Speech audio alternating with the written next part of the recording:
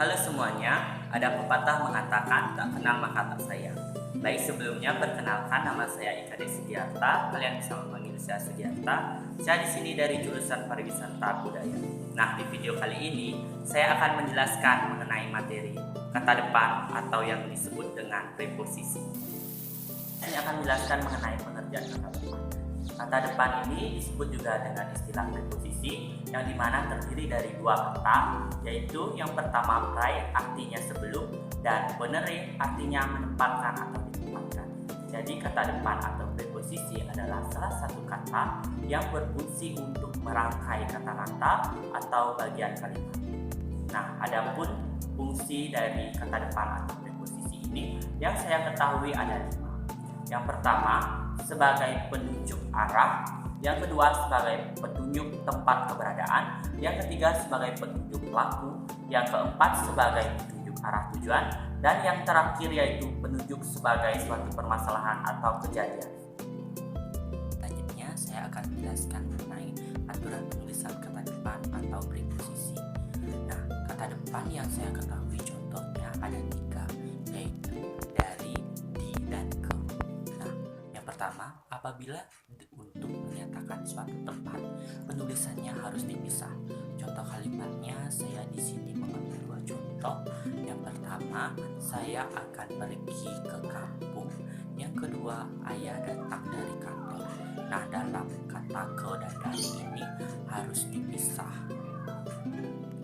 Sedangkan yang kedua yaitu apabila suatu imbuhan dari kata, maka penulisannya harus digabung. Contoh kalimatnya saya di sini mengambil 2 contoh. Yang pertama, sepatu ini dibeli oleh Rani. Nah, dalam kata dibeli itu di dan beli disambung, tidak dipisah. Nah, sedangkan contoh yang kedua yaitu lebih baik jujur daripada berbohong.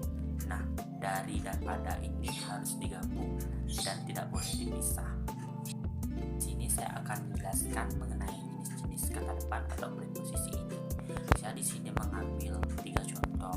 Yang pertama ada kata kerja dalam. Yang pertama, jika dipakai untuk menyatakan suatu tempat atau keberadaannya, contoh kalimatnya seperti ini. Contoh kalimatnya yaitu bajumu disimpan di dalam lemari, dan yang kedua, novelmu diletakkan di dalam rak buku. Sedangkan jika menyatakan benda yang berada dalam suatu peristiwa, contoh kalimatnya seperti ini.